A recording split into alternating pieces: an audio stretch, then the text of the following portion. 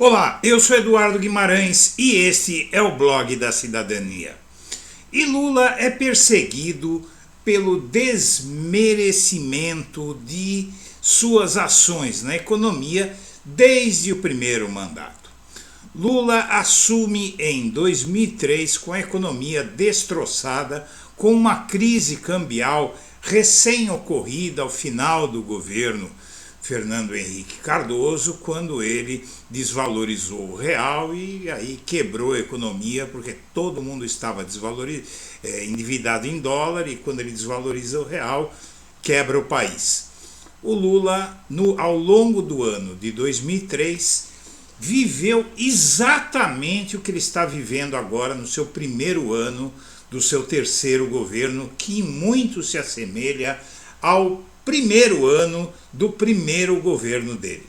Naquela época, as previsões de que as políticas dele, de que a falta de conhecimento, a falta de diploma, a falta disso, a falta daquilo, ia afundar a economia, o país ia ficar fora da comunidade internacional, só previsões negativas. Neste ano aconteceu a mesma coisa.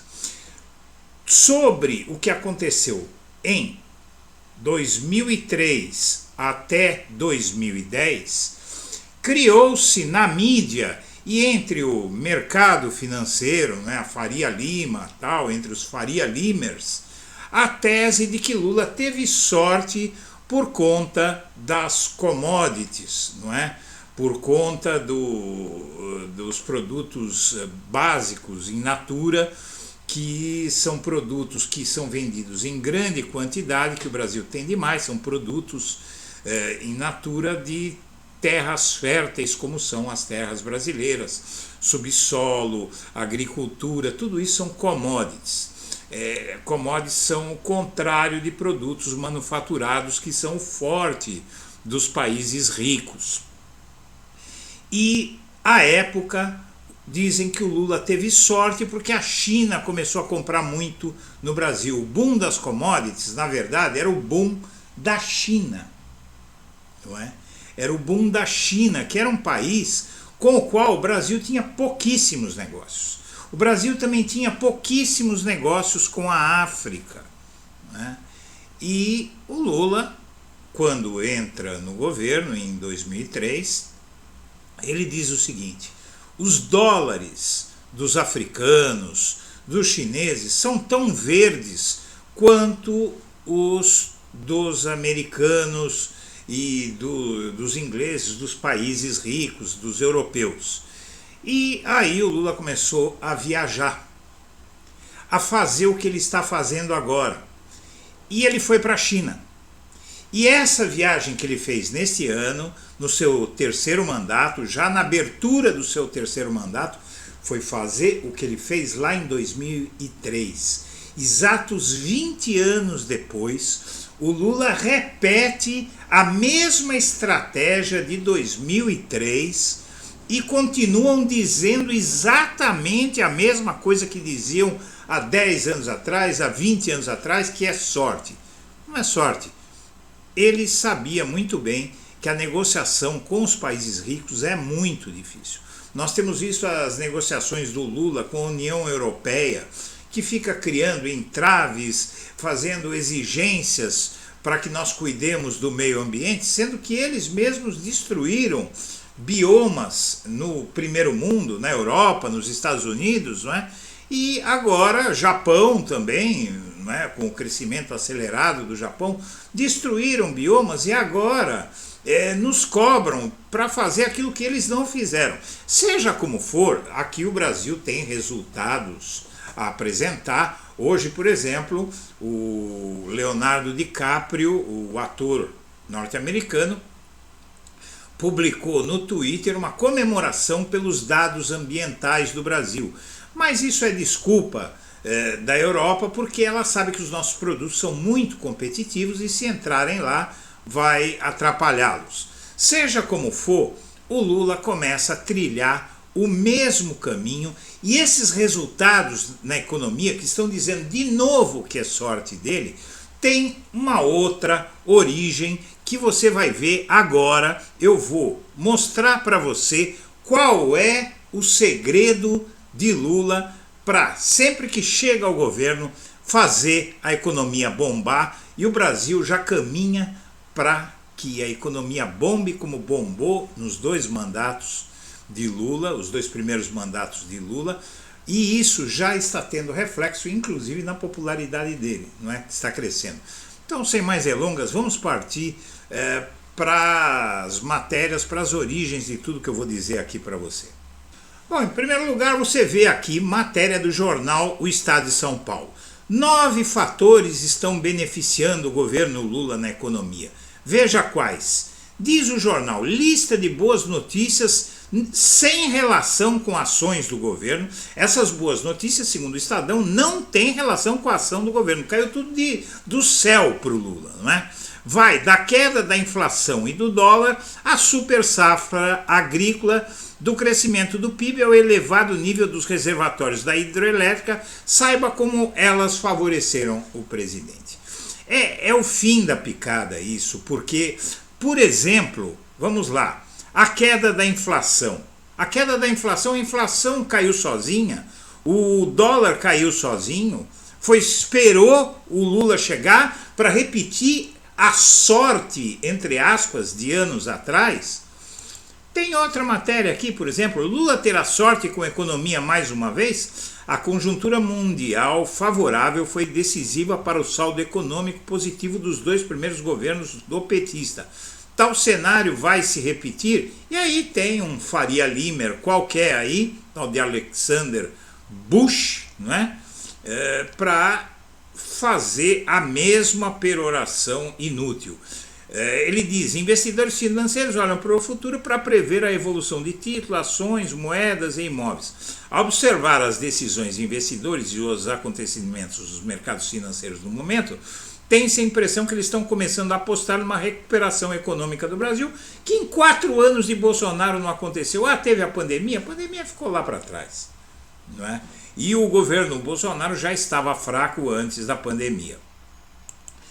E aqui você tem, é lógico, Merval Pereira, um dos mais antipetistas, um dos jornalistas, colunistas mais antipetistas, que diz, não basta a sorte, Banco Central independente tem a mesma característica simbólica e custa ao PT entender que a política de juros do BC teve papel fundamental para o controle e queda da inflação.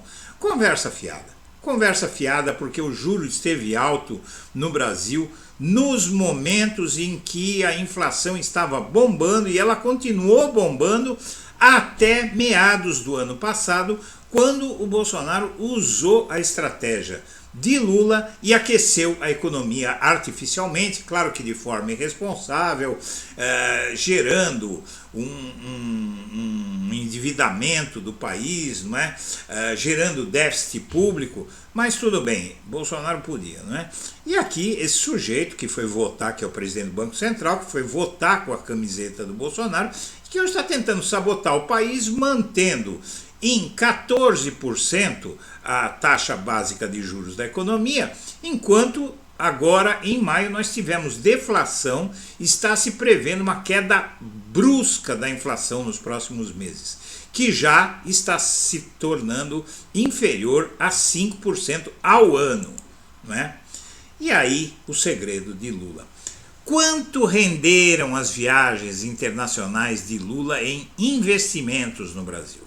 Desde janeiro, o presidente já esteve em mais de uma dezena de países e teve mais de 30 encontros com outros chefes de Estado.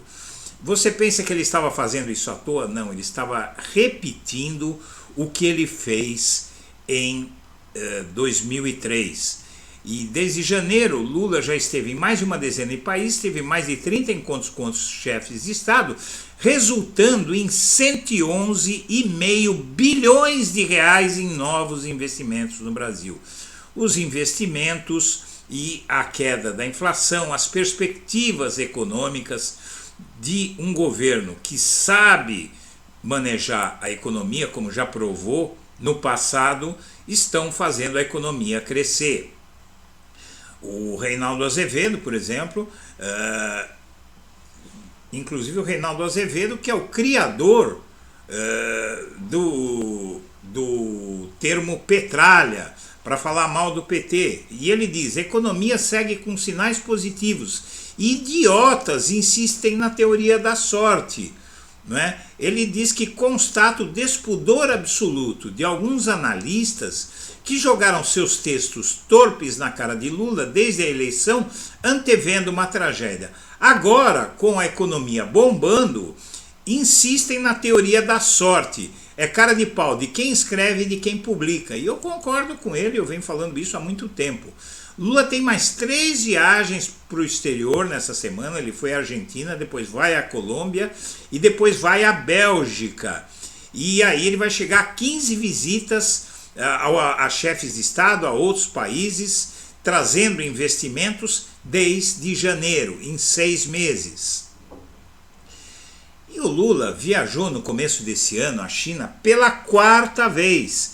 Em 48 anos de relações diplomáticas, 7 chefes de executivo brasileiro visitaram o país asiático.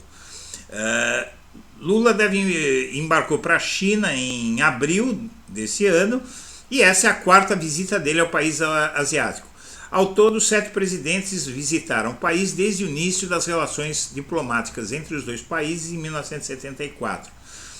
E o Lula, ele esteve lá, a primeira viagem dele para a China foi... Aqui nós vamos ter o Figueiredo, viajou em 1984, ditadura, não quis dizer nada. Sarney viajou uma vez... o Fernando Henrique viajou uma vez no primeiro mandato, assim que ele assumiu, foi lá, fez um oba-oba, nunca mais apareceu. E Lula esteve no primeiro mandato, em maio, logo na abertura do primeiro mandato. Depois ele esteve no segundo mandato 2 vezes, em agosto de 2008, e depois esteve em maio de 2009. A Dilma esteve lá em abril de 2011, quando ela assumiu o mandato, mas ela já estava colhendo o que o Lula plantou. Temer esteve lá 2 vezes e o Lula esteve pela 4ª vez. O Bolsonaro esteve uma vez lá em outubro do primeiro ano que ele assumiu, e o Lula esteve lá pela 4ª vez em 2023. E o FMI agora, ele previa crescimento do Brasil abaixo da média mundial em abril.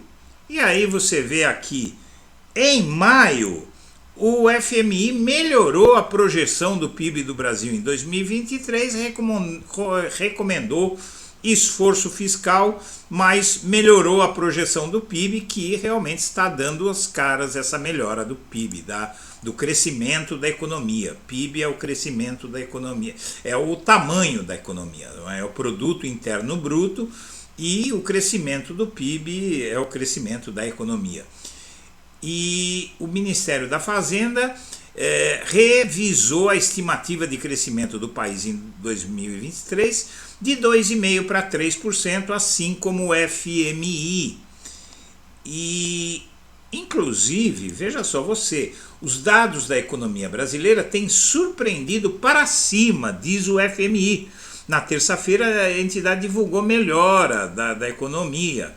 E isso acontece justamente porque, ao contrário dos críticos do Lula, em vez de ficar de blá blá blá, falando besteira por aí, o Lula pôs o pé na estrada e foi dizer para o mundo que poderia voltar a confiar no Brasil.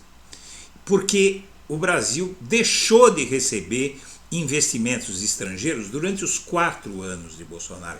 Esses 111 bilhões de reais é só o aperitivo do que vem por aí, não é? E isso vai se dar com o Lula atraindo a confiança do mundo, que o candidato do mercado financeiro, o candidato da Faria Lima, que é aquela avenida dos banqueiros aqui no Brasil, que era o Bolsonaro, ele afastou os investimentos estrangeiros e eles continuam apostando nele, mesmo vendo que o Lula fez tudo muito melhor. Então aí para você, minha amiga, meu amigo, está a explicação de como foi que Lula conseguiu recuperar a economia brasileira.